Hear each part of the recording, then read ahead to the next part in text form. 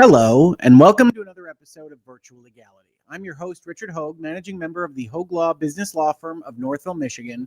And today we're going to talk about Palworld, the hit video game that does not feature Pokemon as much as Nintendo might wish it did, because it would make their lawsuits a little bit easier. But for more on that, please stay tuned, because we're going to talk about it in just a moment.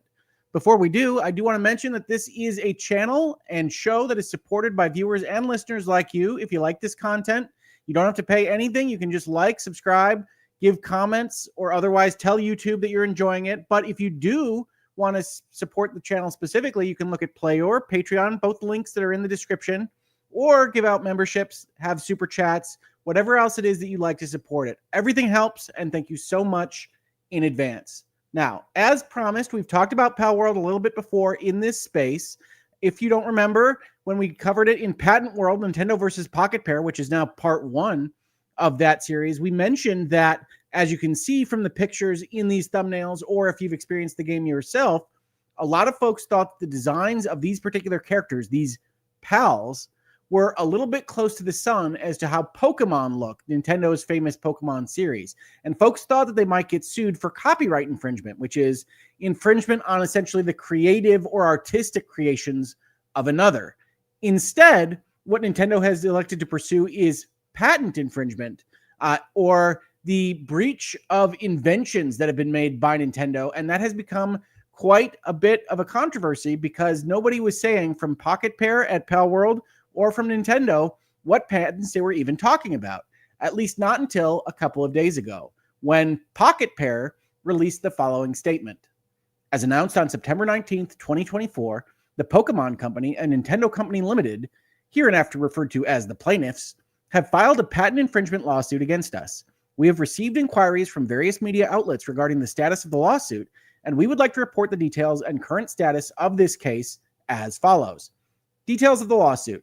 The plaintiffs claim that Palworld, released by us on January 19th, 2024, keep that in mind, infringes upon the following 3 patents held by the plaintiffs, and are seeking an injunction against the game and compensation for a portion of the damages incurred between the date of registration of the patents and the date of filing of this lawsuit. Now, I've highlighted seeking an injunction against the game here, primarily because a lot of folks have focused just on the damages component, which we will see is not very convincing for a reason to file this lawsuit. But they skip the notion of seeking an injunction, which in legal parlance means trying to stop Palworld as it exists right now from being sold into the marketplace, and probably requiring Palworld as it exists right now to be removed in certain ways from Game Pass or other avenues that you might have access to it. We don't know the specifics here, because there are different things that you can ask to have enjoined, but it does seem from the language seeking an injunction against the game that part of Nintendo's lawsuit is trying to get Palworld removed from the earth,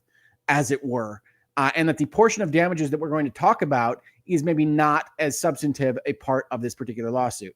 Then PocketPair continues by establishing that there are 3 patents that Nintendo has identified as at issue here.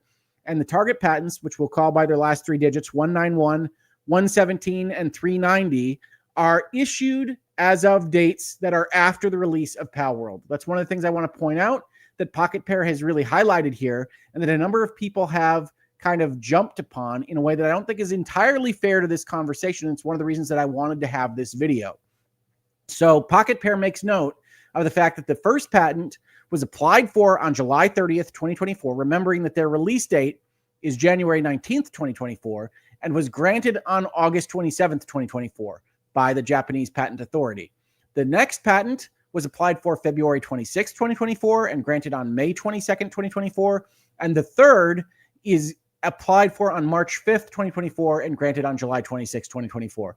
And the reason that is important is because a number of people did kind of seize on the fact that these were all applied for and issued after the date on which Palworld was released, which seems intuitively unfair to a lot of folks. Obviously, you can't infringe a patent that didn't exist when you released your product, and so they have a lot of questions as to how this even works. In fact, a number of tweets and social media posts that I saw said, hey, this is coming out after Palworld did. How is any of this even fair? Which is why I wanted to talk about 3 different aspects of this particular issue, Nintendo versus Palworld, 1, 2, 3, and we're going to do that as part of this video. So without further ado, let's look at number 1. dates, parentheses, continuations, because we have to talk about what it means for these patents to have been issued after the release of Palworld. Now, before we do, I want to cap some of these super chats that I'm seeing come in already, because I'm not always the best at giving them notice when they come in. I want to mention Just Because, thank you for gifting 10 Hoeg Law memberships. That is super generous of you. I really, really appreciate it. And Just Because for the comment, too late, I'm throwing money at you. I appreciate all of the well wishes, Just Because, and all of the money that you have thrown at me. None of this could happen without folks like you. So thank you so much. And thank you to June B for gifting 5 Hoeg Law memberships herself, and for having this cute little cat on her profile picture. Thank you so much.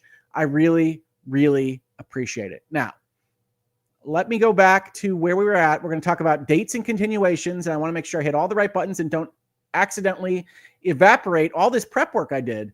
So hang on with me for just a moment, and we will get to the tweet of Caesar. And this is not designed to call this particular person out, so please don't gang up on them or otherwise seek them out on social media. This is just an example of some of the materials I was seeing on social media. This is why I'm boycotting Nintendo. These patents were made after Palworld released, and they're suing for more or less $65,000. We'll see in just a minute. At this point, this is just bullying. Nintendo, you're just embarrassing yourself. And we'll see the term bullying again as well, but I wanted to highlight that this is what people have been saying, because patents, folks, patents are tough to read and tough to understand. So here's the Google Patent software, which I don't really love for how it describes these things or how it lays them out, but this is a good way to at least pop in and see what we're talking about. This is the first patent that is mentioned in that Palworld announcement. And one of the things that people are skipping is that even though they were applied for on July 30th, 2024, in respect of this first patent, you see this reference to priority. This is a continuation, what's called a continuation of an existing patent that goes back to an earlier date. You can see the dates here in this little summary box, 2021, 2022, 2023, and 2024. But we can also go back and look at if this works, which it almost never does exactly what you think it should do, and see that the priority applications go back to December 22nd, 2021. And if we look at all the patents here, and I promise not to just go through all of them in super specific detail, we can see that they all go back to that December 2021 patent application and grant. And so when we're talking about this, yes, these particular patents were issued after the release of Palworld, and certainly after the trailers for Palworld first came out. But they all relate back, because of the way the law works, to a period of time before the game was released, and they all have that priority, so that is infringing in some important way. And I think if you're not familiar with patent law, if you're not familiar with law in general, this can sound, and in fact, I can agree, that it doesn't sound entirely fair, right? You've got patents that are in existence in 2021, and then they're kind of changed to some important respect that Nintendo thinks is important enough to make the foundation for their lawsuit after you've released your product, and now you're being sued over it. That doesn't seem just. But the way these things work is that we want inventors to be able to invent things. They have to name what those inventions can be used for, but they don't have to be responsible for everything that they possibly could be used for in the world. We don't want to limit the protections that we give to those inventors only to what their imaginations have at the moment in time that they make their invention. And so if you imagine that you build a new kind of way to bend metal, and you think of these 10 ways that that could work in industry, but somebody else comes up with a different way that you could then apply your patent to that way after the fact, is what we want to give you the protection for. Said another way, if we look at what we're talking about here, we're talking about what we're calling continuations in the patent world. And I thought this was a particularly good summary of it. This is actually an academic article talking about continuations and their abuse. They describe it as follows. In 2018, just over 15% of all U.S. patent applications were continuations. And again, I'm an American lawyer, so we're going to be talking about U.S. law. These are patents that were issued and a lawsuit that's happening in Japan.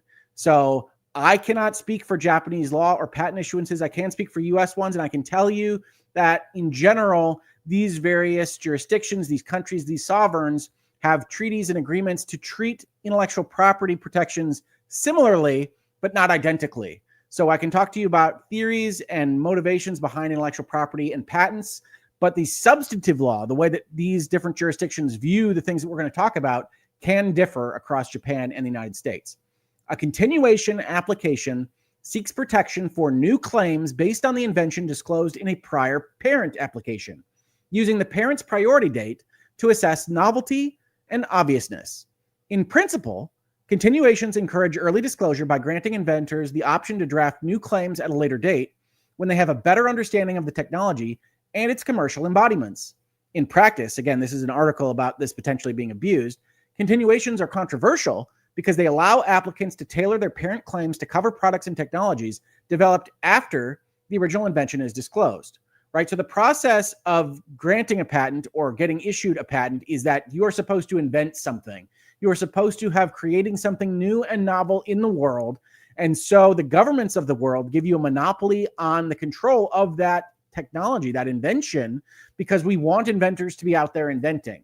But continuations as a concept can help encourage inventions to be disclosed, but they can also be used for nefarious purposes where you say, I'm going to ask for this broad prescription of claims, and if I can convince a patent body to grant me this patent, then I can submarine future technologies by saying, oh yes, my patent also applies to that thing because I wrote it so generally that it can apply to that thing. And now we have a patent issue. We have this problem that this article is designed to address. But importantly, from a legal perspective, the priority date is the earlier date of the parent application. So we're going to talk about what Nintendo's done here. We're going to talk about these patents specifically, but it's important to note from a date perspective that while they were applied for and issued after the release of Palworld, they are still having a time frame of priority before Palworld was actually sent to market. So there's a whole controversy about whether or not this Nintendo set of patents should be allowed. We'll see some smart patent attorneys at the end of this video talking about aspects of that. But I do want to point out that from a legal perspective, at least as the Japanese patent court is taking it, this is all above board, right? This doesn't make it right. This doesn't make it something that you have to be a fan of, but it does mean that when we're talking about what Nintendo is doing here, it does at least comply on its face with the legal requirements that are put in front of them. The use of continuations to draft claims covering technology that postdates an invention, a practice we call late claiming, is widely discussed among patent attorneys and a frequent topic in policy debates. In 2007, the U.S. Patent and Trademark Office proposed new rules that would sharply limit the use of continuations, but eventually withdrew the proposed changes after receiving substantial pushback from who? Well, from patent owners. The people with patent portfolios like their continuations. This is a practice that is designed to help inventors, but can, like all other practices we talk about in the law, be abused. Right here in Virtual Legality, we've talked about the DMCA, we've talked about takedowns, we've talked about the ways that intellectual property holders, in that case copyright, can abuse that system to keep people from making content that they don't want to see, even if it would clearly fall within fair use or other aspects of copyright exceptions. This is a similar kind of concept where people that are having a legitimate claim to certain inventions that they've made, whether it's in video games or other technologies, can write them broadly and then narrow them down in a way that hurts people that are coming up with their own ideas in a fashion that maybe they shouldn't be allowed to. But because, as we've talked about here in Virtual Legality, the legal system is expensive and costly and time-consuming, a big company, or at least a company with a litigious history that knows its way down these back alleys, can make life difficult for a newcomer or a smaller company like PocketPair. And reasonable minds can differ as to how we feel about that overall. But going back to these patents, the other aspect that I wanted to talk about is that, one, these patents are actually issued in Japan, even in 2021, a bit after you would think that they would have been, because Arceus is actually released January 28th, 2022, but these particular patents are issued at the end of 2021 when the issues here, the throwing of Pokeballs and whatnot, were actually made known publicly in February of 2021. So they actually have to file a specific exception under the Japanese Patent Act to say, okay, we know we disclosed this thing publicly, and we know we're not really allowed to file for patents that we disclose publicly, like a person running in a field and throwing a Pokeball. But we get certain exceptions if we tell you where the publications were, in this case, the trailers for Arceus. You can see publication date here for Pokemon.co.jp EX Legends Arceus Ja. And these are all videos of trailers of Arceus, and we can ask for that exception and then tell you that Conventionally, there are game programs in which a player character throws a ball at a character in a virtual space, capturing the character and setting it in the player character's possession. However, in the game program disclosed in the above-mentioned non-patent document 1, the ball can only be thrown to capture characters during battle, and the ball cannot be thrown on the field. Therefore, an object of the present invention is to provide a game program, a game system, a game device, and a game processing method that enable a player character to perform various types of actions on a field in a virtual space. And a lot of people have come out and said, well, this just sounds like you're throwing a Pokeball and capturing a Pokemon, but there are lots of games that do that, whether it's Temtem or Cassette Beasts or other games that you can think of that allow you to capture monsters and use them on your team. Here, Nintendo's saying yes, but that's always done in battle or it's always done in turn-based format. Here we've got a 3D character in a 3D space throwing a physical object at another physical object and having the capture happen from there, and that's a new invention. And reasonable minds can differ as to whether that's something that should be patent protected, because as we will talk about with what patents are, there is a question as to whether this concept is novel enough, is new enough to allow it to get extra protection from Japanese or American or any other jurisdictional authorities. But this was issued by Japan, and so that's how Nintendo is seeking this particular claim. And we'll get to that in just a minute. I wanted to cover dates first. Now let's talk about damages, because this was the other aspect. We saw that in the earlier tweet that we just discussed that became a major issue of some controversy, at least some discussion from folks that were discussing this particular issue. I brought up now a Forbes article from Paul Tassi, who we've discussed in this space and in Hangouts and Headlines before. He writes a lot about live service games and video games in general for Forbes. Nintendo's Palworld lawsuit takes an absurd turn, says the headline. Several weeks ago, it was announced that after months of seemingly building a case, Nintendo was suing PocketPair, makers of Palworld, for some sort of unknown patent infringement. Now we have more details on what exactly is going on there. PocketPair has just announced that Nintendo is demanding 10 million yen plus late payment damages from them. I would not expect anyone to know this math offhand, but 10 million yen is about 66,000 US dollars. No, that is not missing any zeros. And yes, this is Palworld, a game that sold 25 million units across PC and Xbox as of June. In other words, that's pocket change, depending on what the late payment damages may be. And again, I'm not a Japanese lawyer, but in general, when you talk about late payment damages, that's an understanding that this should have been licensed to not be infringing. And so you owe for the damages that are set forth in the statute, but also for what amounts to interest accruing on the payment that should have happened before any of this infringement occurred. Not a substantial amount of money in the overall scheme of things in general. Where things get weird, says Mr. Tassi, is what patents were actually violated, as they are ones that most people would have no idea Nintendo even owns, including PocketPair, apparently. The first patent, which we just looked at, is about aiming and firing some sort of item towards a character, quote unquote, in a field. It literally specifies that, triggering a combat state. The second patent is something about being able to capture creatures in the wild rather than just in a battle setting. The third patent is about riding creatures in an open world and transitioning between those creatures. And as described in an article like this one, it is reasonable for people to think that Nintendo has monopolized, has a complete conceptual protection on these ideas as concepts, right?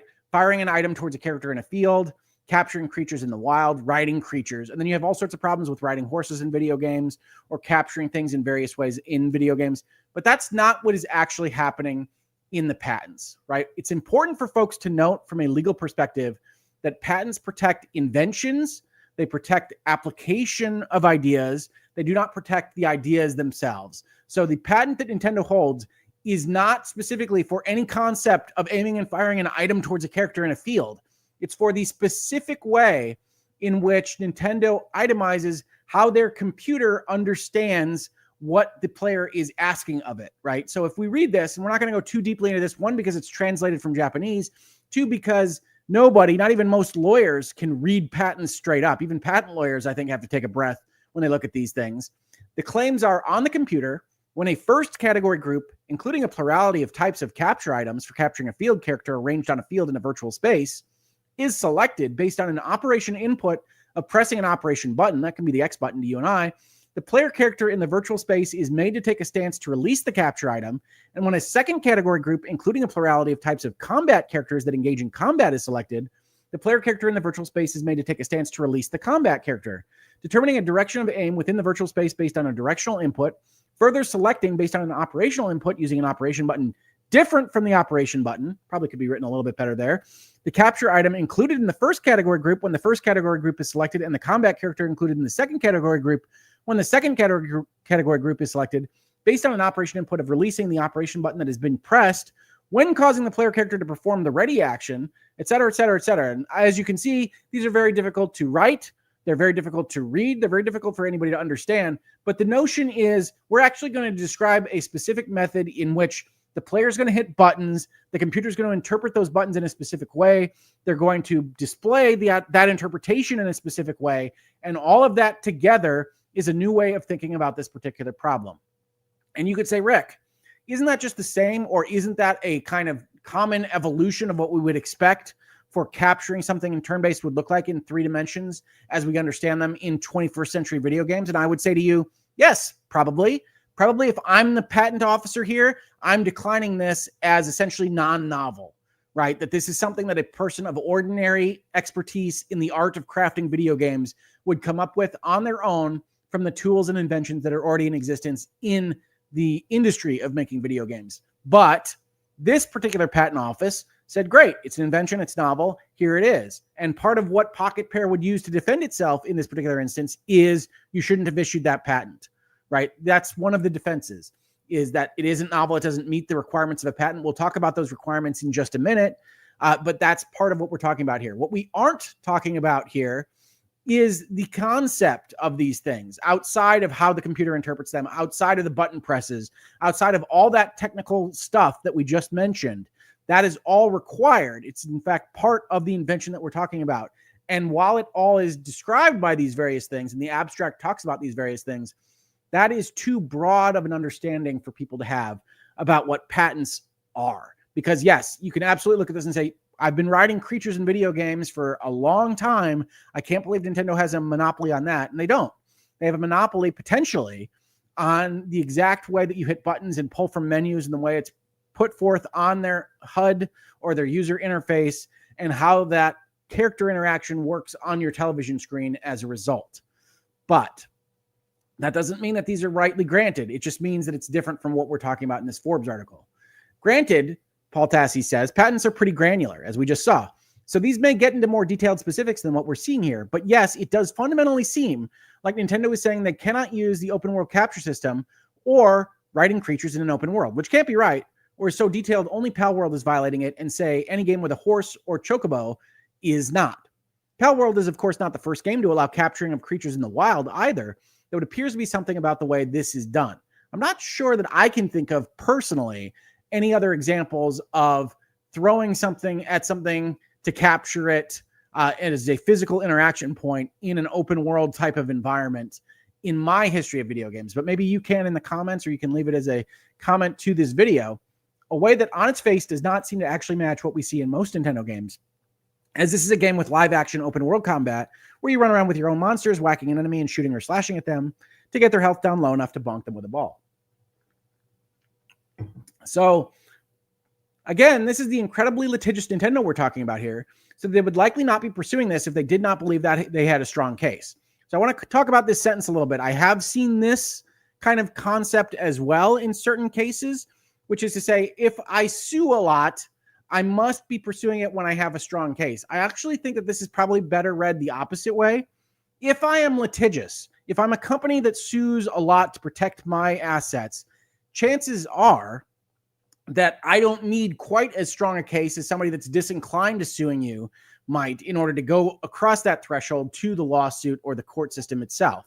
If I'm incredibly litigious, I think I'm likely to go after a weaker case because I'm already inclined to litigate things. So Nintendo here has some kind of claim. They clearly have patents issued that might apply to Palworld in the ways that are suggested. But while they can be defended against, I think the fact that they are litigious does not actually help them lead to the understanding that their case is strong.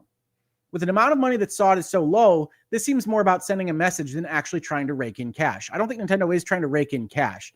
Though PocketPair will have to spend lots of money on legal fees and time that could be used on development fighting this. They might. As we talked about in the first video, the very high likelihood of this situation is that this gets settled.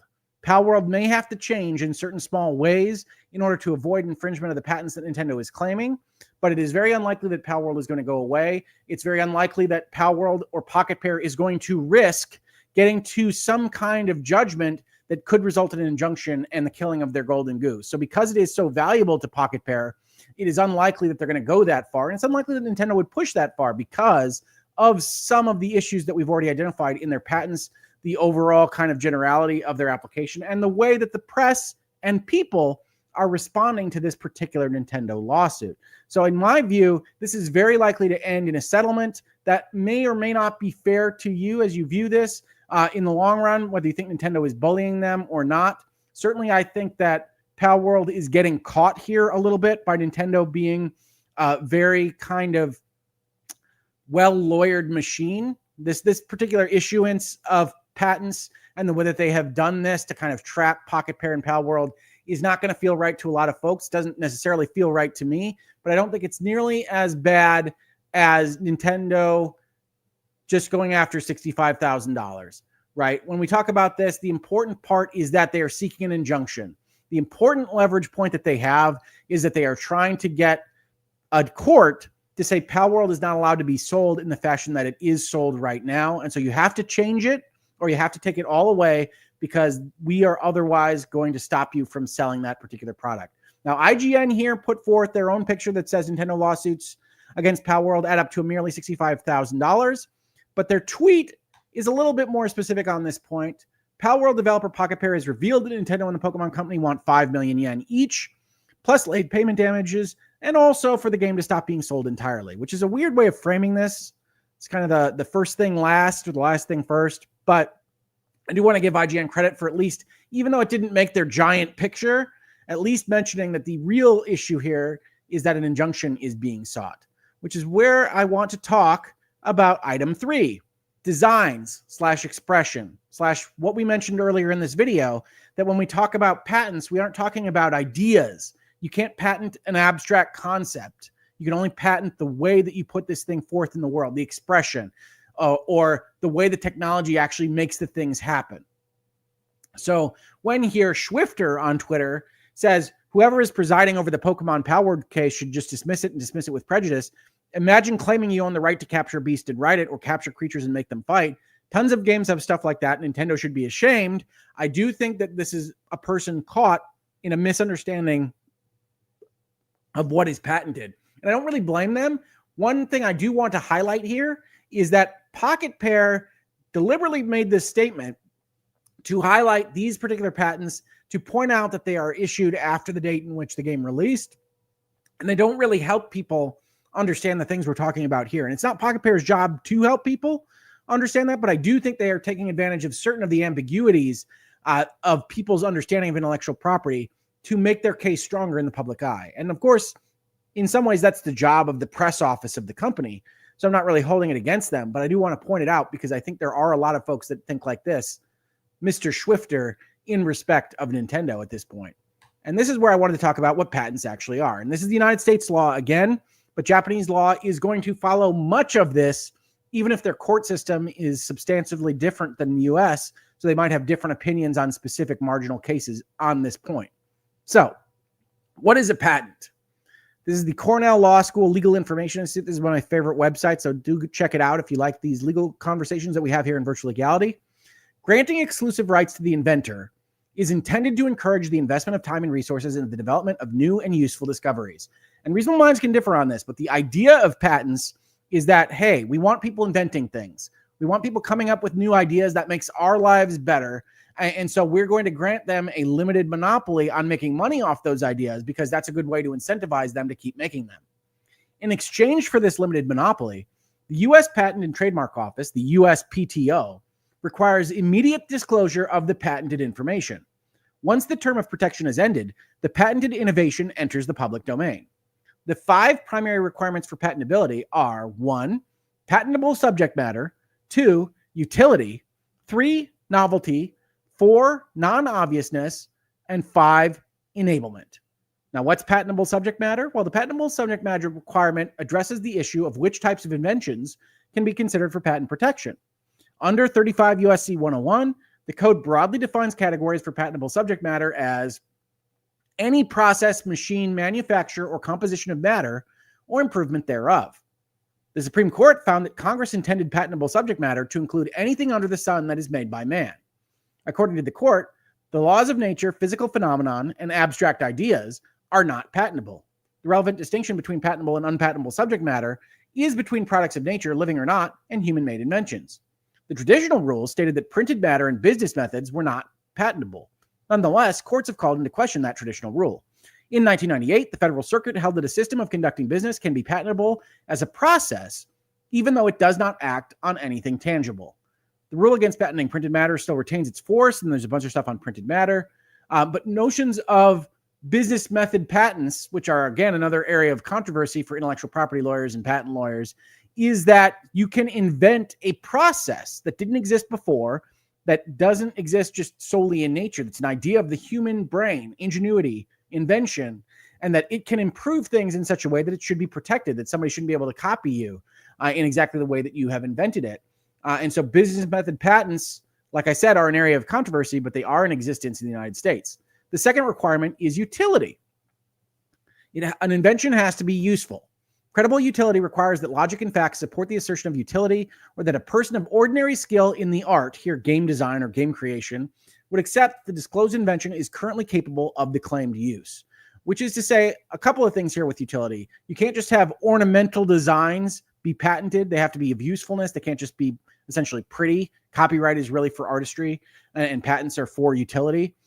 But the other aspect of this is that you can't just kind of claim things on a science fiction level that could possibly happen in the future if a person of ordinary skill in the art that we're talking about couldn't otherwise see how this could work, right? You actually have to invent the thing. You can't just posit something in your brain and put it forth. Novelty. The novelty requirement described under 35 U.S.C. 102 consists of two distinct requirements: novelty and statutory bars to patentability. Novelty requires that the invention was not known or used by others in this country or patented or described in a printed publication in this or another country before the invention by the patent applicant. And here's where we get into that issue that we talked about earlier with respect to the patents at issue here, which is that Arceus was shown in trailer form before it was released. And so Nintendo and Pokemon Company actually had to go and tell Japan that we are deserving of an exemption under the Japanese Patent Act that says, even though we publish these trailers, it's still our patent. And I'm not, again, a Japanese patent lawyer, so I don't know how justified all of this stuff is, but it's clear that even in 2021, the patents that we're talking about at the heart of this Palworld issue were applied for and granted later than you might have expected if you're Nintendo or the Pokemon Company. And so what we're talking about is an issue with this whole process that Nintendo has for protecting their intellectual property. It's not just limited to Palworld. Continuing on from there, the statutory bar refers to the fact that the patented material must not have been in public use or on sale in this country or patented or described in a printed publication in this or another country more than 1 year prior to the date of the application for a U.S. patent. In other words, the inventor may lose the right to a patent if the inventor delays too long before seeking patent protection. Right? If you're thinking about this as a quid pro quo, the way this works is the government grants you a monopoly on your invention in exchange for you disclosing it very soon after you invent it, right? So that the public can know about it and that people can build off of that invention. That's kind of why you get the monopoly in the first place. Non-obviousness. Congress added the non-obvious requirement to the test for patentability with the enactment of the Patent Act of 1952. The test for non-obviousness is whether the subject matter sought to be patented and the prior art is such that the subject matter as a whole would have been obvious to a person having ordinary skill in the art at the time of the invention. And here's an area where I think that if we're talking about these Japanese patents being issued in the US, Nintendo might struggle, right? When we talk about, okay, so you've got a notion of how Pokemon works. You throw a Pokeball at a Pokemon in a turn-based battle, and maybe they pop into the Pokeball, maybe they don't. If they do, you're captured and they're on your team. And you've said, okay, 3D games exist. So we're going to say 3D games, you could throw a ball at somebody that's just out in front of you, and that ball could hit them and they could capture it. And I think that a reasonable argument in the video game space, the prior art in video games, is that a reasonable person with skill in crafting video games would be able to look at these two concepts and say, yes, That is an obvious idea, and the way your buttons work is not so weird or unusual that a normal person couldn't have come up with that as the way that you fire a ball at a Pokemon or a monster in any event. Now, there's a real question as to whether Palworld or Craftopia or any of their other games that we talk about in this space are too close to Arceus, and whether the Arceus patent, of course, should have been granted in the first instance. But non-obviousness is probably where I would fight the most on this Nintendo stuff, which is to say, okay, it's new in that it's not identical to Pokemon. It's the reason why Temtem and the other things that are turn-based and have these capture mechanics don't have this same issue, but a reasonable person could come up with this on their own. The court held that the court determines non-obviousness through basic factual inquiries into the scope and content of the prior art, the differences between the prior art and the claims at issue, and the level of skill possessed by a practitioner of the relevant art. The court examines whether the improvement is more than the predictable use of previous art elements according to the established functions. And there's a few more things here that I don't think are directly applicable to our situation, but it's important to note that these patents are protection of the way that the computer interfaces with the controller, the way the person interfaces with the controller and the computer, and the way that's all displayed on a television screen. It's not specifically the concept of capturing a Pokemon or the concept of riding on a monster.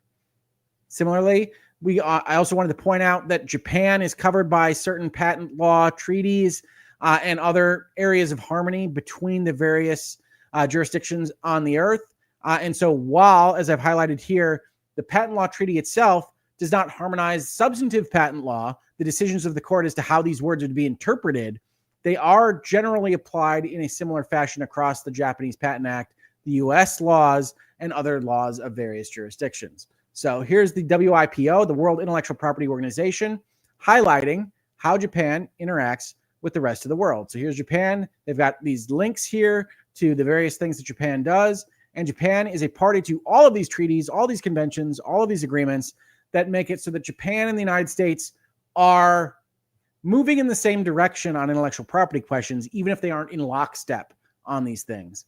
So you can take the word of a U.S. attorney, you could take the word of various other jurisdictions' intellectual property attorneys as helpful for understanding the Japanese intellectual property system, even if it's not the definitive way that Japan will interpret these various questions.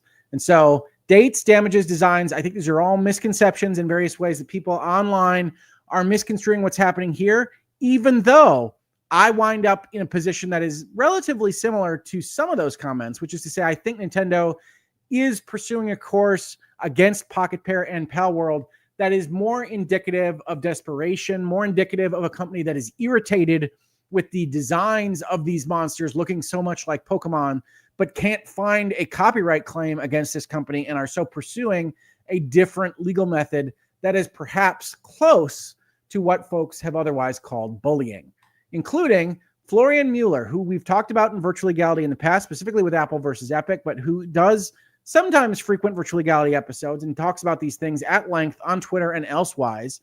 In his article for GamesFray, he says he has a quick commentary on the facts about Nintendo versus Palworld. So let's take a look at what he had to say. Nintendo and the Pokemon Company versus PocketPair. Patent infringement lawsuit attempts to monopolize game rules.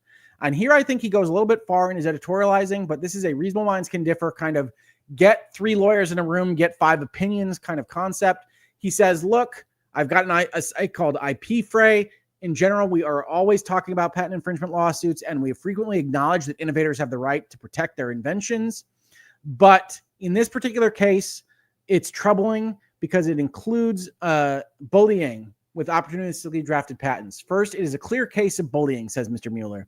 Nintendo is a far older and larger company than PocketPair with extensive experience in patent prosecution and patent infringement litigation. What Nintendo originally insinuated in a public statement was that Pokemon-specific intellectual property rights or assets were used in the making of Palworld. In fact, everybody understood when Nintendo made that statement that they were going to seek potentially a copyright claim against Palworld, even though I thought that from what I could tell of how Palworld operated, that was unlikely. It would obviously be unlawful to attach the Pokemon label to a third-party game, that would be a trademark infringement, or to import Pokemon characters into another game without permission. Back in January, when Nintendo issued the statement, it apparently had nothing specific in its intellectual property portfolio to underpin its suggestion of infringing acts on PocketPair's part. All that Nintendo has done in the meantime is file new patent applications in February, March, and July, building on older patent filings from 2021, and it's good for him to note that, and to assert those game rule patents in Japanese court. Now, here he takes a leap, right? He says those patents are game rule patents. And this is, to my mind, an attack vector that perhaps doesn't attach specifically to this issue, but which is a common discussion point in intellectual property circles with respect to copyright and game rules. Many of you may be familiar with the fact that Hasbro and Magic the Gathering, Wizards of the Coast, often seek to protect their rights to Magic the Gathering against other card games. As a for instance, I was a Kickstarter, I think it was a Kickstarter, supporter of a digital card game called Hex a while back.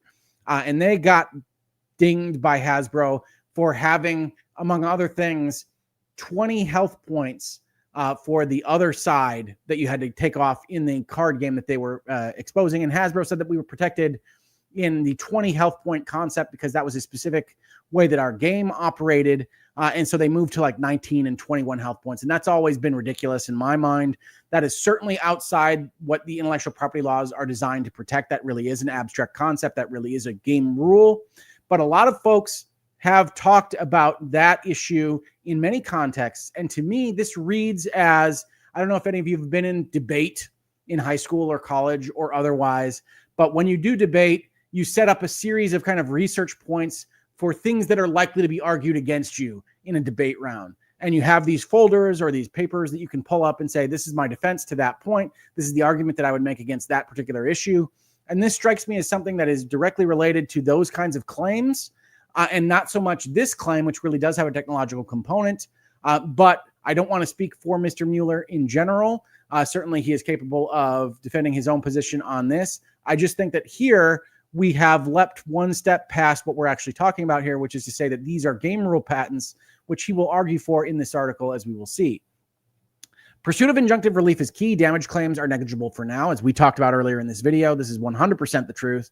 At first sight, one might be misled into thinking that what Nintendo is doing here is not going to do major damage, or that Nintendo was simply trying to rake in some license fees. Not so. PocketPair explains what remedies the complaint asks the Japanese court to order, including an injunction. The real threat to PocketPair is that request for an injunction. The 3 patents in suit were filed and published a while after Palworld's release, thereby limiting the damages period and capturing only some more recent Palworld sales. Now, he then describes their strategy, Nintendo's, as a patent thicket strategy. What Nintendo is trying to do with these 3 patents in suit in this litigation, and possibly others that are not in the making and may not be discoverable yet, is to create a patent thicket. That term describes a multiplicity of patents sharing a common context in an attempt to block all roads. And I do want to mention that Florian Mueller is a patent attorney. And so I do want to demur on this particular issue and say, hey, he knows more than I do on the way that these specific things operate in legal function. So I want to give him the right to speak on these issues. The 3 patents in suit were derived from an original patent application on December 22nd, 2021. We showed that earlier in the video. After Palworld's release, Nintendo tried to tweak the patent claims in order to obtain patents that would read specifically on Palworld, specifically applicable to Palworld, and collectively and possibly along with other patents have the effect of a patent thicket. These are the 3 2024 patents that Nintendo derived. We looked at those already. And then he says, no technological innovation, just new game rules. The problem is that none of what Nintendo claims to have invented is a technological invention. All the innovation lies in the related game rules, but game rules per se are not patentable. The presence of a game rule in a patent is not fatal as long as there are technical invention involved.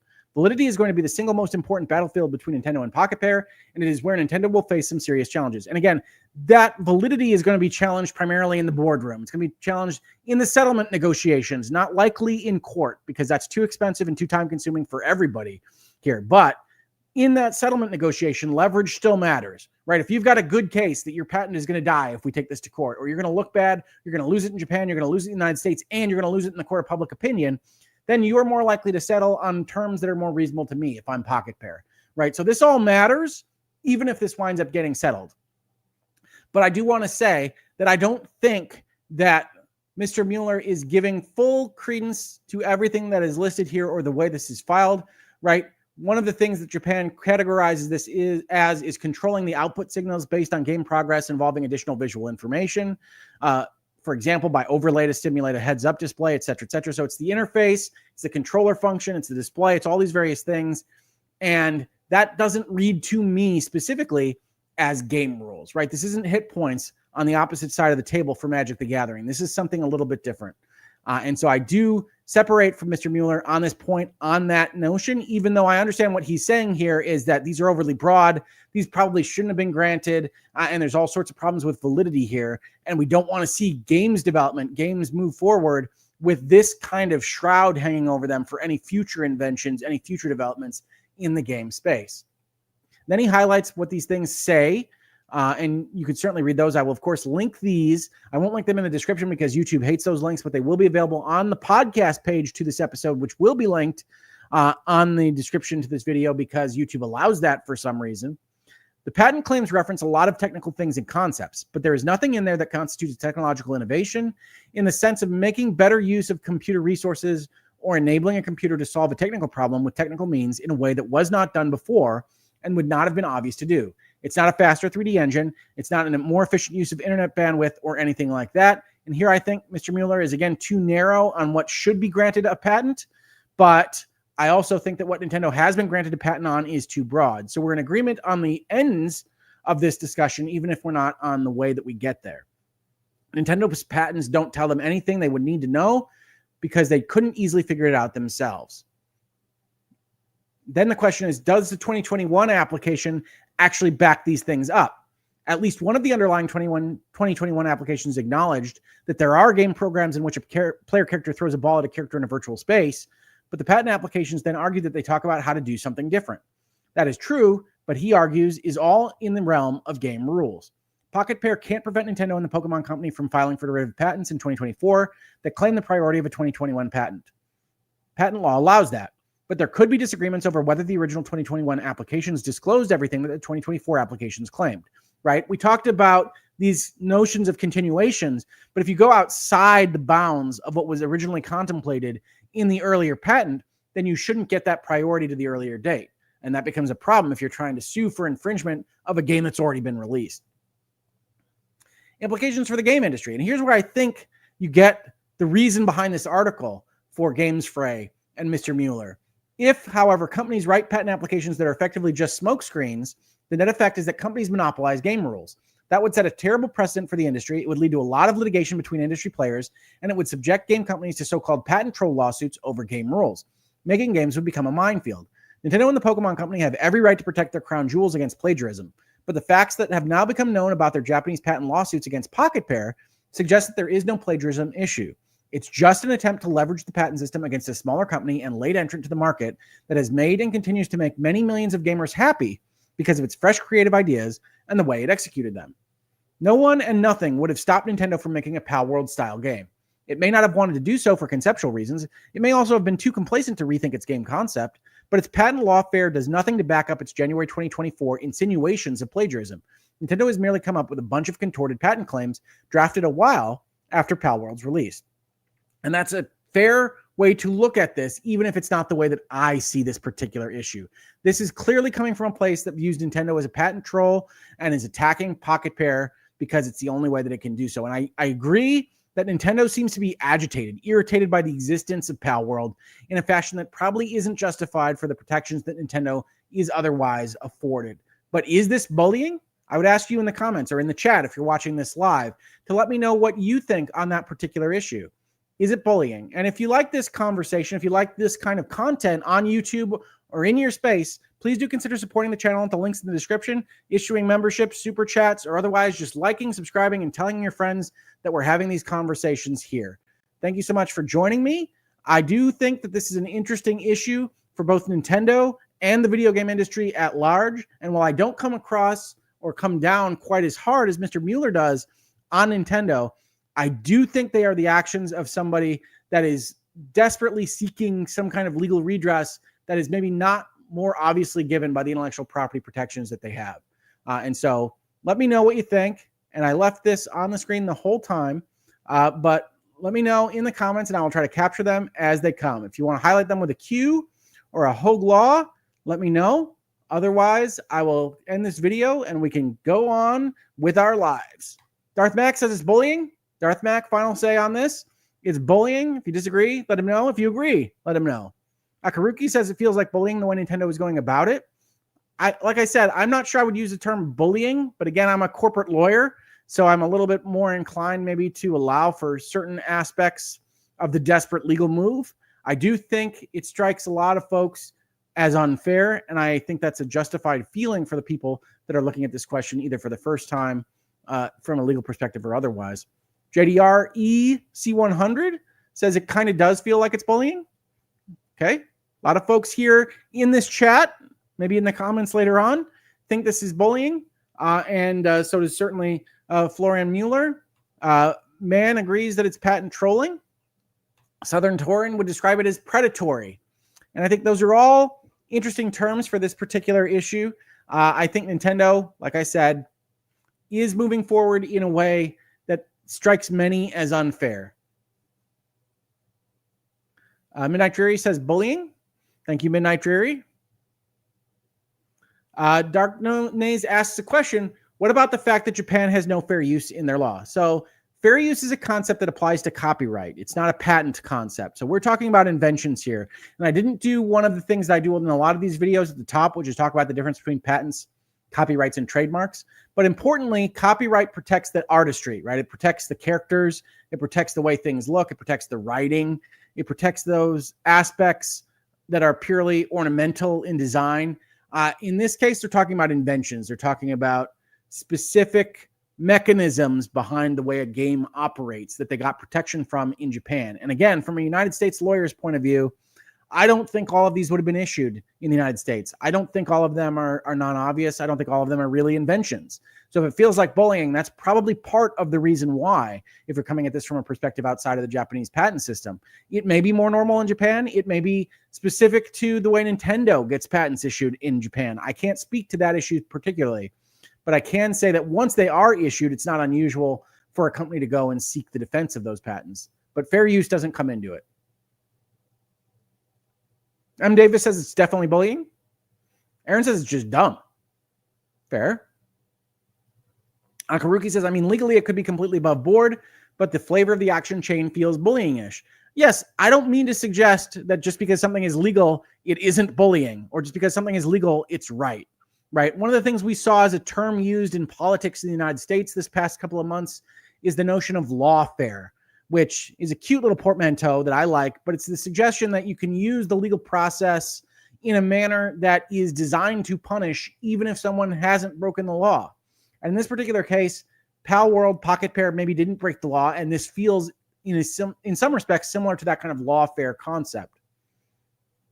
Just because this is a fully different culture, so it's hard to look at from the outside. It is a fully different culture, and they have different intellectual property laws than us, but they are designed around the same premises, and they are supposed to be at least in line with the United States and other jurisdictions, if not in lockstep, in order to be a part of those treaties and the way we protect our intellectual property amongst those various jurisdictions. Rambling Entertained, I think, probably might have the phrase that I agree with the most so far, which is desperate leverage of resources. Certainly, if you are constructed as an old school company with a lot of lawyers on staff that has a litigation history, then this is the way you might use those lawyers to say, look, we don't like Palworld, we don't like PocketPair, find us something. And this is what the lawyers came up with. I certainly don't think it's as potentially strong as a copyright claim would have been, but I do think that the end result, even with what we know now, is still a settlement that might include slight tweaks to the way Palworld operates, but doesn't otherwise take Palworld away from the players that are playing it right now. Banana Bobert says the patent feels kind of absurd, so even if the legal action is valid based on the patent, the legal action still feels wrong. And I think that is part of the story here, right? The patent feels overly generalized. It feels like one that probably wouldn't have issued in the same way in the United States in 2021 or in 2024. So if you take both of those patents and say, well, I don't feel like those probably are deserving of protection, then enforcing them feels like bullying, however it might otherwise look. The Lucian says, Hoeg Law, question, hypothetical on the damages for not licensing. If the patent holder never licensed or had intent to, how can that be calculated? It's a good question. Honestly, mostly when you don't have an easy way to calculate damages in an intellectual property infringement question, the damages are set forth in the statute at some predetermined rate, right? One of the things that happens with what we saw in the PocketPair announcement is that they asked for 5 million on the infringements, 5 million yen. That could be a number that just is plucked out of thin air. It could be a number that is comported to be designed around either what the statute puts forth or the requirements to get a specific court to hear your claim, right? We see this a lot in legal issues in the United States and the way media reports on them, which is to say, when you get to the end, when you're asking the court to do something, you say, we're asking for at least X amount of dollars or whatever the court deems appropriate to give us. And a lot of the times that X amount of dollars is reported on by the media as what you're asking for, but realistically, it's just the threshold to get into a specific court system. And so we don't know the answers to those specific questions. So in answer to damages being difficult to calculate, in intellectual property issues, they're often put forth in the statute. Here, $5 million is such a round number that it's probably just used as a threshold concept to get into court or to make sure the court can see them.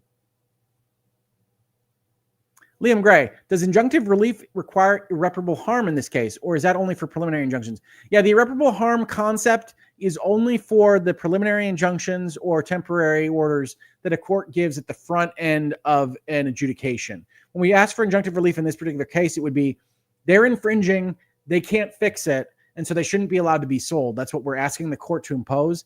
Like any other kind of action-based or equitable relief of a court, it's all going to be on the judgment of the court as to whether that is granted or not. And again, the legal system on the whole is better positioned to move money between accounts, to provide damages. That's what a legal remedy is in a certain important way. And injunctive relief is always a little bit more than that.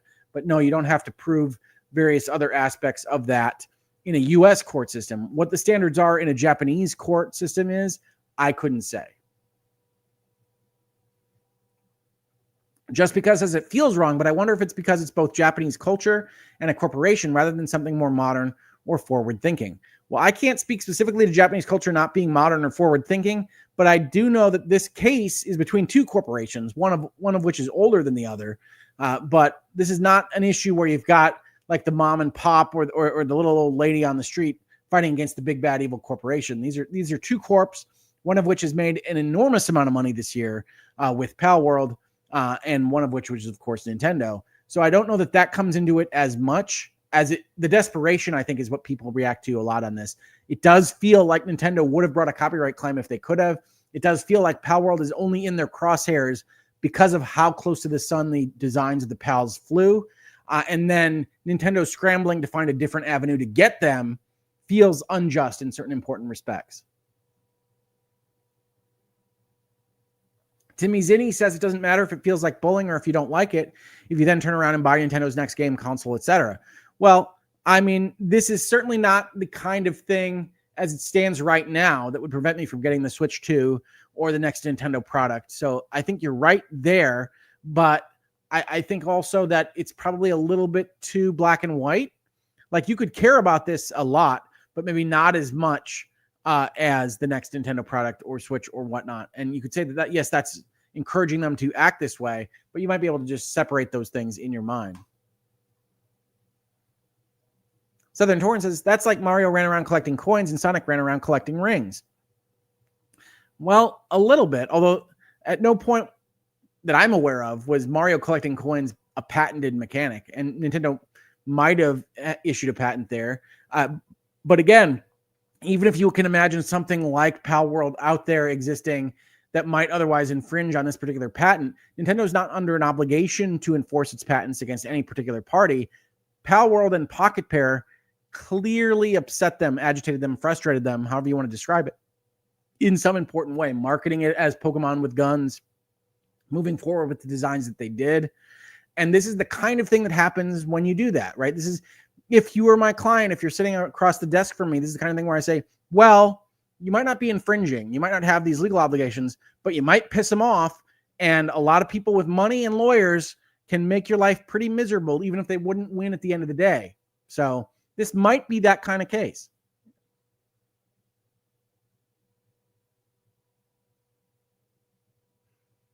M. Davis says, okay, if it's not bullying, then it's at least a form of mafiosi intimidation. The Nintendo Mafia. Wow. Well, M. Davis, you might be right. Look, there's a lot of people in the chat and in the comments that suggest that they feel this negativity towards Nintendo and their actions here. And again, I will fully admit that I'm probably less inclined towards that feeling due to my background as a corporate lawyer, having had these conversations with people in the past, and I'm fully willing to yield to what everybody else feels about these things. Again, I brought up the Mueller article because it was so self-evident that he felt very strongly about what Nintendo was doing here. And I found myself kind of tacking back towards the middle from that standpoint. But if you feel like it's mafiosi intimidation, I'm not the one to tell you that you're wrong. JDRE C100 says, this situation probably would not feel as bad if Nintendo wasn't well known for legal aggression and everything that happened after Palworld's release. That's probably right. If they were a more genteel company, or if they really were beloved by everyone in the way that they operate in the legal sphere, then you might not feel as negatively as you wind up feeling in this particular instance. God Emperor Sofa King asks, do you think Nintendo will eventually bite off more than they can chew when it comes to suing other companies, etc.? Maybe, probably not in this case, certainly. This, again, feels like something where if I'm counsel to PocketPair, I'm saying, all right, well, the risk is that they pull the game off entirely. You can't make any of the money that you're otherwise making on this. And that even worse, they could potentially force you to remove it from other accounts and to make it worse for people and have all sorts of issues with Game Pass and Microsoft and things that you don't want to deal with. So if they don't have big damage claims and you can tweak a few things a little bit to get outside the patent, then why wouldn't we try to settle this? And I think that's where we wind up finishing this particular issue with PocketPair and Palworld. Bob, isn't there an abuse of power? Well, the court system in and of itself is supposed to be evaluating essentially how people are using the law, right? It's supposed to be blind justice. It's supposed to be interpreting things on the notion of getting things right more than it gets it wrong. But certainly reasonable minds, cynical minds, less optimistic minds can look at the justice system of various jurisdictions and say they aren't always perfect at that, right? Nintendo's a big player in Japan. And so is there an abuse of power? Maybe. But patent trolls exist. They exist for a reason. And the real correction for that kind of behavior is specific statutory answers that say you can't do X, Y, or Z. You can't sit on these patents and do it this way. You can't submarine patent claims. You can't do continuations for this purpose. And we just saw as part of this video that a lot of those efforts, a lot of those endeavors to get certain of these aspects corrected are squashed by patent holders, right? Because they are currently in the catbird seat for how to use these things. And we saw this also with the DMCA and copyright and YouTube, right? When the Copyright Office looked at the DMCA issue, and whereas people that are on YouTube all the time, like myself, can see that big companies are abusing the DMCA to issue copyright takedown notices that have nothing to do with copyright or that are otherwise well within fair use, and that there's very little way to prevent that activity. And the Copyright Office did a report on it and basically found that there wasn't enough power given to the copyright holders and that they should be able to use more DMCA takedown powers. And so there are all sorts of institutional things that we can talk about from a policy perspective, but I'm not yet a politics channel, and so we aren't going to go into that too deeply. RJ says, hey, whatever you want to call it, I think it's fair to say that Nintendo is being malicious. They didn't like Palworld being so popular, and everyone's saying that Nintendo was lazy slow to not have done it first. Yes, I think they're agitated by this, RJ. I think that is astute and correct. And I do think that this happens to PocketPair and not to some of the other parties because they were so close to the sun, because they marketed it as Pokemon with guns, and that's what irritated Nintendo the most. Hey, Hettinger says, honestly, I don't think this should be considered novel. I agree. From what I've seen described, and I'm not a patent lawyer, and so I do yield to other patent lawyers' advice on these particular concepts, but from what I've seen in those patents, from actually reading the claims and not just the abstracts or the descriptions, it doesn't appear to me to be something that is not obvious to a person practicing the art of game development, right? So I tend to agree that these patents seem like they shouldn't have been issued in the first place. Carolina Lady says, I worry if they win, they could stifle a game developer's creativity. Agreed. The problem with patent trolls, and as Florian Mueller so rightly says, is that if you're constantly worried that your ideas could be struck down even after the fact, even if you say PocketPair went through all the lawyering that you can imagine, looked at all the prior art, said there are no patents that actually cover this area, and then get hit by a continuation authorized after their game releases, then game developers all over are going to have a sword of Damocles hanging over their head. And that's what Florian Mueller is concerned about.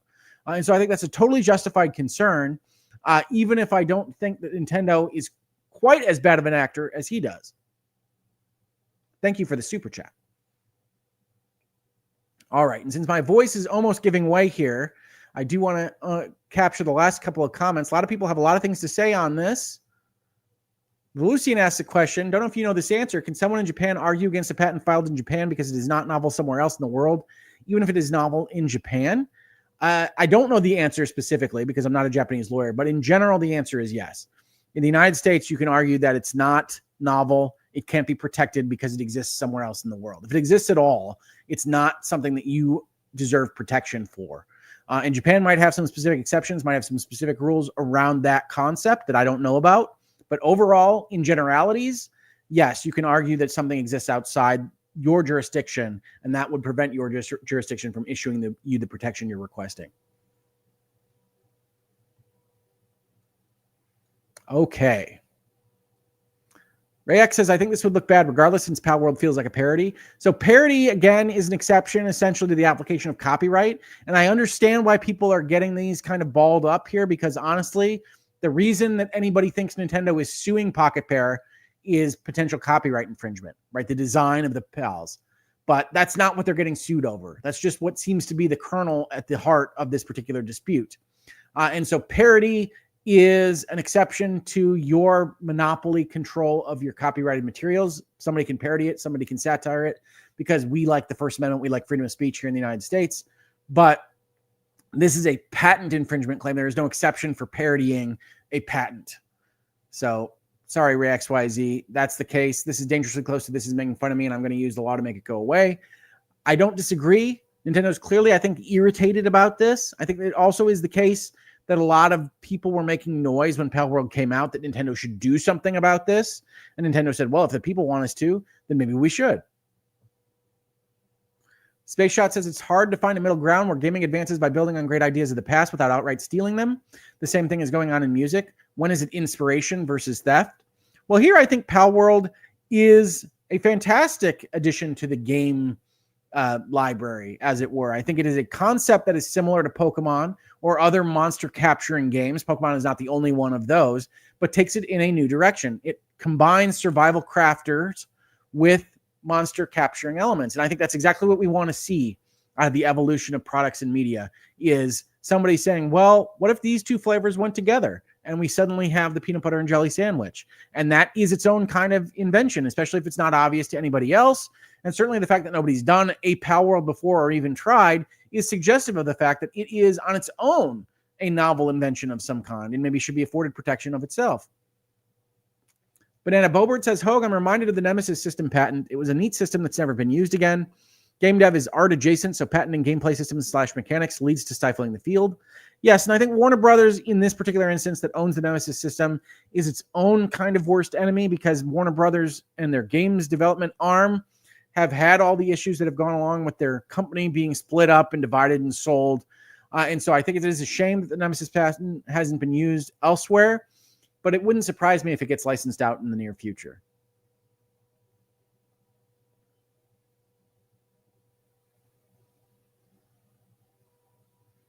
All right, everybody. And I see there are a couple more questions, but I think I am going to call it here because I'm a little bit out of voice. Again, if you like these things, please do leave a like, please, or dislike, whatever button you want to hit. YouTube loves them all.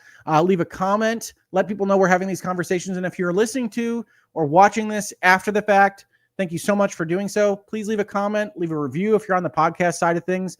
I really appreciate all the support from everybody. And thank you so much for being here. Now, I'm trying to hit buttons to get out of this particular video episode, and I don't know that I can. So if you're stuck with me for the rest of your lives, I apologize for that. Virtual Legality is a YouTube video series with audio podcast versions presented as commentary and for education and entertainment purposes only. It does not constitute legal advice and does not create an attorney-client relationship. If you have legal questions about the topics discussed, please consult your own legal counsel.